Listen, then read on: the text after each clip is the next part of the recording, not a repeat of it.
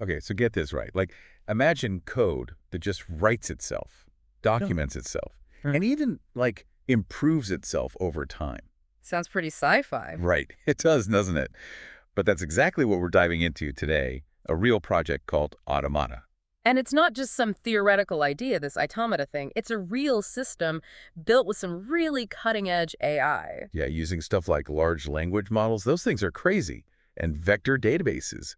So we're talking about things happening right now, Yeah. not some far-off future. It's definitely happening now. And, when I heard about it, had to dig in, got my hands on all their documentation, the GitHub repo, the whole 9 yards. Got to see how it works under the hood. Exactly. And speaking of, even the name is kind of interesting. Automata. It comes from Greek, meaning self-acting, which, when you think about it, is kind of perfect. Because the idea is that the code itself is like a memory, right? Right. That the AI can then use to learn and actually evolve. Exactly. Like giving it a digital brain and then saying, okay, go nuts in this world of code. But okay, so we know it uses these large language models like GPT-4, everyone's heard of that one. Right, GPT-4. That's great at generating text, but Automata, it takes things a step further. How so? It's got this vector database as part of it. And that lets the AI not just understand the code itself, but like the relationships within the code base, how things connect. So it's not just copying what humans have written, it's actually understanding what the code means. Exactly. Like think about the difference between someone just repeating phrases versus someone actually understanding a language. Yeah, okay, I see what you mean. So there's all these cool features that make this whole self-programming thing actually work. One that I kept seeing was embeddings. What are those all about? Imagine trying to explain something super complicated to someone who doesn't speak your language. You need some way to translate it, right? So they get the idea. Okay, yeah. That's kind of what embeddings do for Automata. They translate code into a conceptual language that the AI can then grasp. So the AI isn't just seeing a bunch of characters, it's actually understanding the ideas behind the code. Exactly. And once it gets that, that's how Automata can do things like generate code and even documentation. Wait, the AI actually writes new code and documents it too. That's wild. Oh, yeah. It's impressive. Like, you know how even human developers sometimes struggle with writing good documentation? All the time. But Automata, it just does it. But there's even more to it. Oh, there's more. After it makes the code, Automata has to figure out how to index it and execute it, make it all work with the code that's already there. Hold on. So the AI writes the code, figures out where it fits in the whole project, and then actually runs it to make sure it works. That's a lot. Yeah, it is. But it's crucial. Because if Automata is going to be autonomous, it has to be able to do all that itself.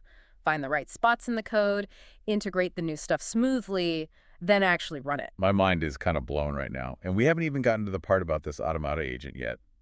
What is that Sure. exactly? So think of the agent, like the AI's hands in the real world. Automata itself is all about understanding code and making new code. But the agent is the part that actually interacts with things outside of the code. It does tasks, gathers information, all that. So it's like the AI is the brain and the agent is the body, putting the AI's thoughts into action. Exactly. And to really see how all this works together, it helps to look at a diagram. Fortunately, they've got one on their GitHub page. Love a good visual. Makes everything so much clearer. So what does this one show? Basically, it shows how all the information and actions flow within Automata. You see how the agent interacts with the code base, how it uses embeddings to get information and understand things, and then how it actually uses tools to mess with the code and do stuff in the real world. Okay, so we've got this big picture now, but can we see like a real world example? I'm more of a show me kind of learner. Totally. And the documentation actually has a perfect example called building your own agent. It's simple, but it really shows how you can make an agent, give it an instruction, and then see it do its thing. Okay, I like it. Let's break this down. What's the first step? First, you got to tell the agent what you want it to do. Like, say you want it to explain how these embeddings we talked about actually work within the code. You just write that out, plain English. And then what? Just let it loose. Almost. You make an agent within the Automata environment and give it that instruction. It's surprisingly easy, even if you're not like a coding expert. So anyone can try this out. That's pretty cool. But then what happens? The agent gets the instruction, and then what? Does it just spit out a bunch more code? Not at all. In this example, what would happen is the agent would go through the code using its understanding of embeddings, and it would explain in plain English how those embeddings are used. So it's not just writing code, it's showing that it understands the code and can explain it to humans. Yep. And there's even a direct quote in the documentation from what the example agent says. It says, embeddings in this code base are represented by classes such as symbol code embedding and symbol doc embedding. These classes store information about a symbol and its respective embeddings, which are vectors representing the symbol in high-dimensional space. Whoa. Okay, that's pretty impressive. Even in this simple example, it's understanding and explaining some pretty complex stuff, like having a built-in code tutor.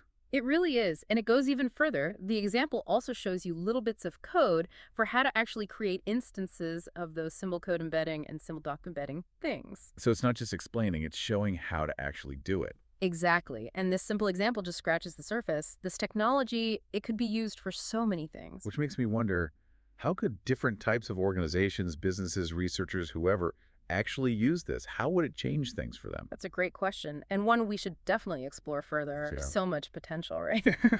I mean, yeah, it's one thing to say code writes itself, but what does that actually mean for people out there? Like, how does this actually get used? That's the exciting part. Let's take, say, a busy company. Hold on. They're drowning in data, which, let's be honest, who isn't these days? Oh, yeah. Spreadsheets galore. So instead of a team of people manually pulling reports, imagine Automata just does it. Okay. And not just the raw data, like a finished report, analyzing trends, key points, all that, while your actual analysts are focusing on bigger picture stuff. So it's not just saving time, it's like freeing people up to actually use their brain. Exactly. And it's not just reports either. Think about all those little coding tasks that just have to get done. Debugging, implementing basic features. Yeah, the stuff that makes developers go cross-eyed. Automata can handle that, no problem. Let the humans do the really complex, creative work that AI can't. Not yet, anyway. So it's not replacing jobs, it's changing them. And think bigger, what about a research lab? They've got mountains of code to analyze. Automata could find patterns that humans would miss, suggest whole new research directions. Like having an AI research assistant working all the time. Right. Or picture a small startup. They've got this amazing idea, but not a lot of coding resources. Now it's all the time. Automata could help them build a prototype, get to market faster. It's kind of leveling the playing field. Okay, but hold on. This all sounds amazing, but how does someone actually use this Automata thing? Do you need like a whole team of AI experts? Actually, it's surprisingly user-friendly. Remember that building your own agent example we talked about? Yeah, where you just give the AI a command and it goes for it. You don't have to be a coding whiz to use it. They designed it to be pretty intuitive. So a company could, like, try it out without a huge investment. Exactly. Find those repetitive tasks, the bottlenecks, start there.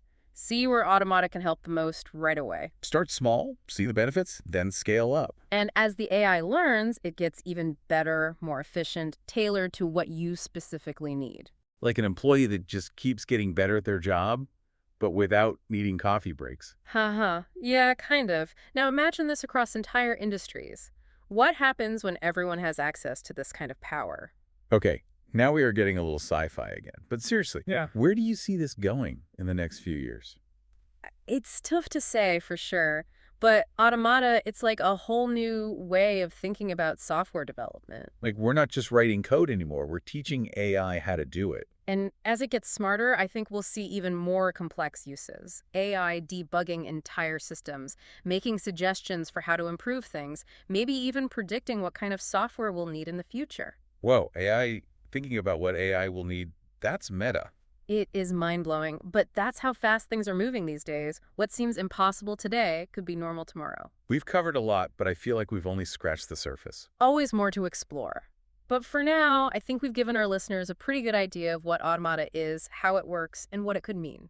Yeah, from helping businesses run smoother to pushing the limits of research, it's a powerful tool. And like we've been talking about, it's not just about the tech itself, it's about how we adapt to it, how we Right. learn to work with AI to be more efficient, more innovative.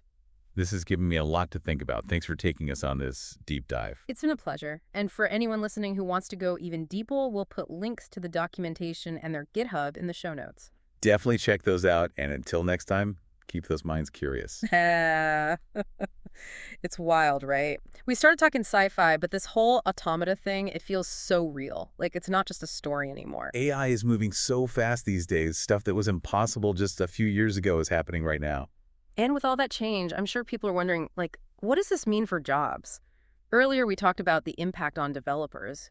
Is this the end of coding as we know it? It's a good question, and I think it's helpful to look back at history. Whenever a big new technology comes along, it shakes things up, it changes industries, sometimes it even creates new ones altogether.